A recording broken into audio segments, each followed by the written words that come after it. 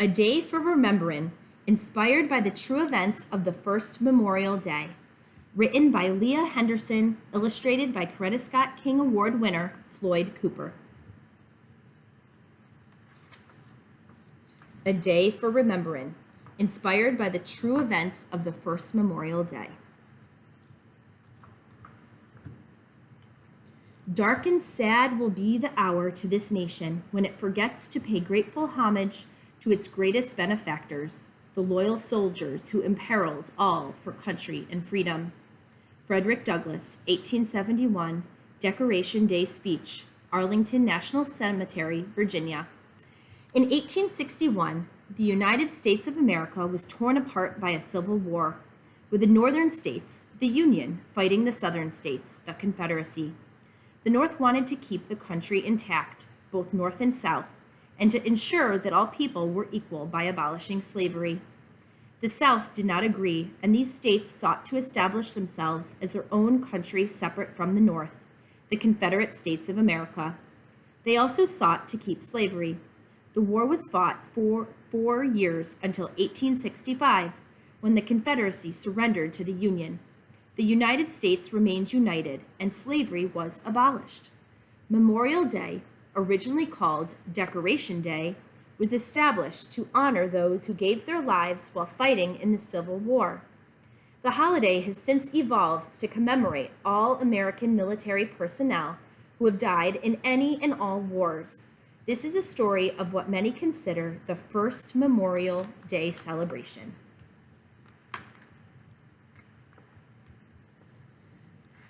"9 days in a row. Papa up early and gone again. I still can't go with him, though. He said, 'Eli, school's where you need to be, reading and counting.' But I am counting, right here, day 9. Not following after Papa is harder than holding a hot potato in my hands. He said important work has to be done, man's work. I rose on my toes, then pushing out my chin, stretching as tall as my 10-year-old self could, but it made no difference. I imagine him out there standing up to folks who spit in our faces, call us names, or try to run us out our home, mad 'cause we aren't enslaved no more. Or I think of him putting out fires and keeping order with the 21st Colored Infantry, Union soldiers, brown like us, who marched up Meeting Street, holding their heads high in victory, especially the ones who'd been enslaved here in Charleston. Those were some of the first to come when the mayor surrendered the city to the Union. No use begging to follow Papa, though. Mama will only fuss. Eli, you now have the hard-earned right to learn, and it's what's gonna get you beyond. Master's locked away learning 'cause knowledge is its own freedom. You're going to school, and no more words are getting spilt about it." Before the war, worry never let my insides alone. Always scared that Mama or Papa would get sold away, never to come back home. But today, Papa comes home as night covers the sky, almost looking worse than after toiling in Master's fields. But those days in the fields are over. Papa said, unlike some, we aren't going back because we aren't enslaved no more. We were diggin' and buildin' and paintin', he says after supper. Diggin', buildin', paintin', but Papa isn't giving no more answers.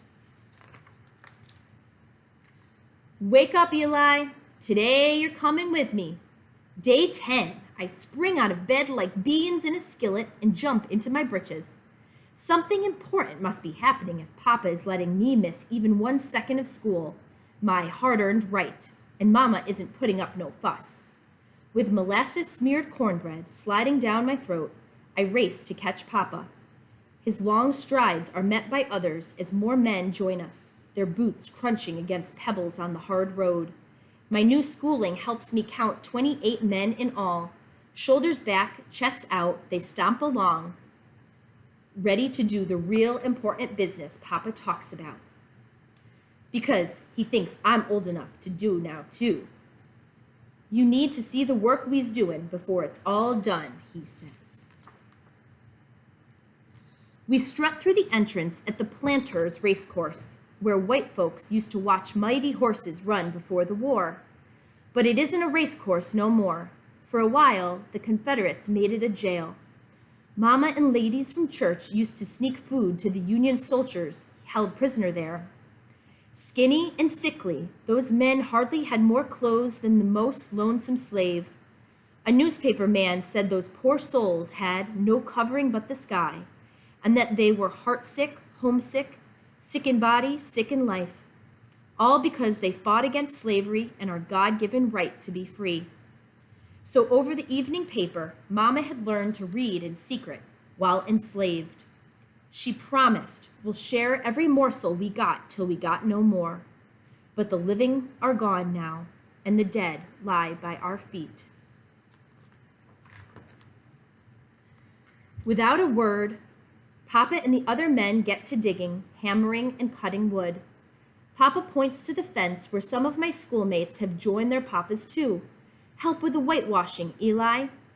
I drag my feet, though, wanting to stay by Papa's side, but he rushes around, doing more work in a minute than he'd done in 3 hours on Master's land. An old usher from our church pushes a painting brush in my hand, and I get to working too. As the sun beats our backs, the men sing in heavy, deep voices that rattle the dirt. Nobody knows the trouble I've seen. Nobody knows my sorrow.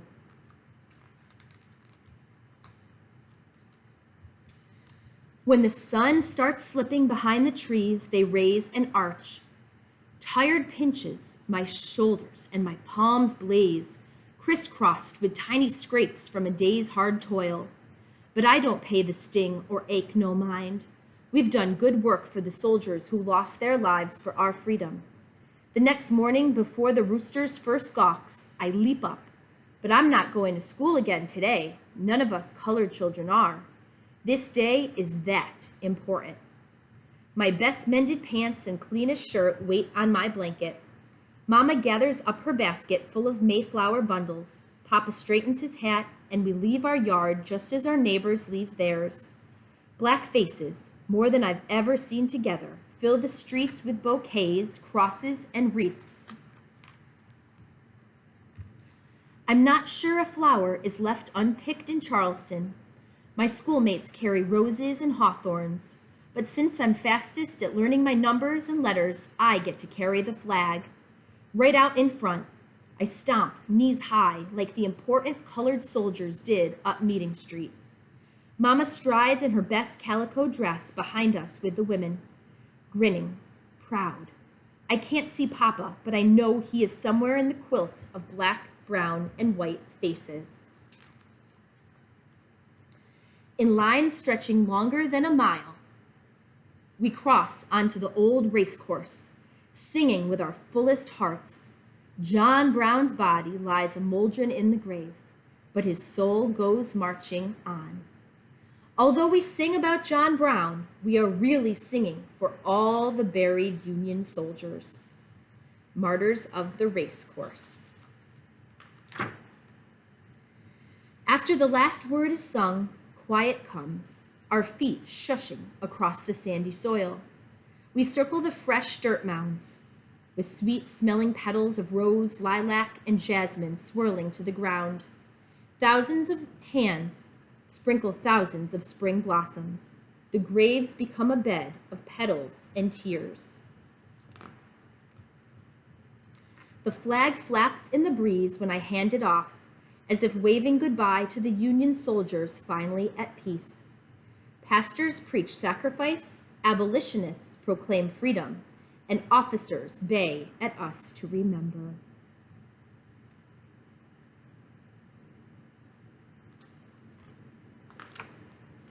Even though we are sad, we are celebrating too. My heart rests easy now. Me, Papa, and Mama can't never be sold away no more, and I'm getting my schooling, its own freedom, like Mama said. So my insides feel all good. While breaking bread, we listen to more speeches about the martyrs of the racecourse and freedom. Blurry eyes praise a Union brigade marching round the pond of blossoms.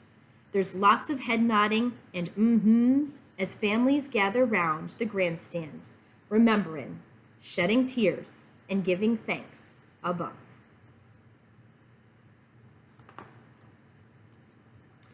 That flag never stops waving, but all my old slave time worry flies away.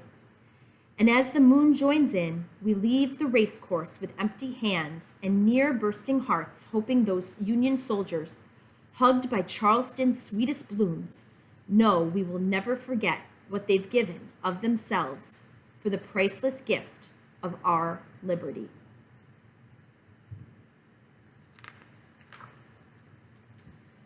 The author's note.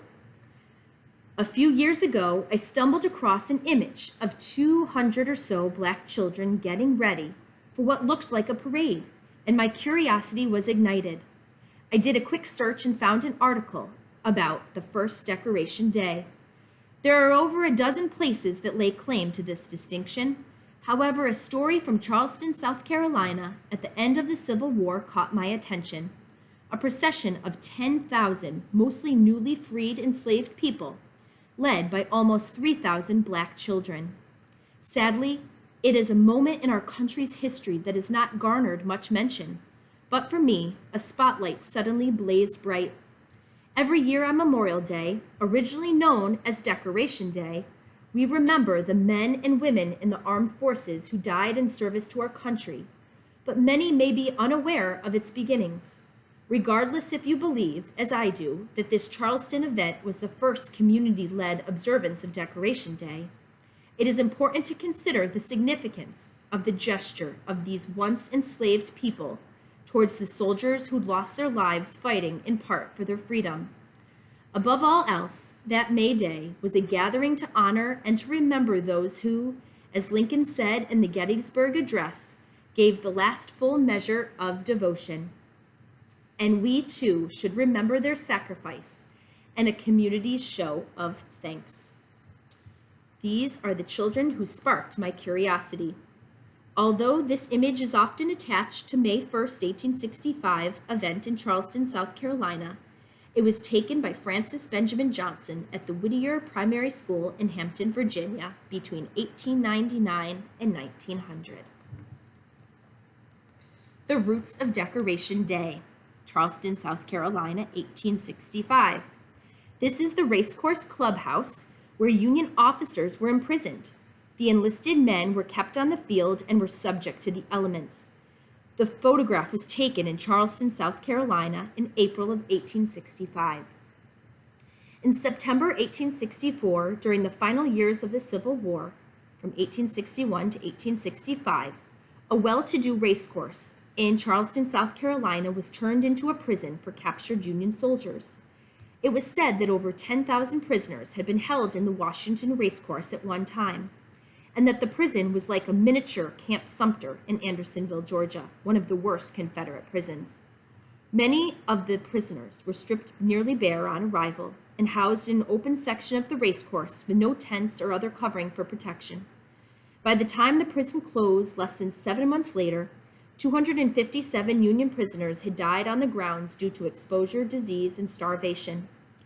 In late April 1865, with the North victorious, 28 newly freed men who called themselves the Friends of the Martyrs and the Patriotic Association of Colored Men volunteered to make a respectful resting place for the fallen Union soldiers who had helped secure their freedom.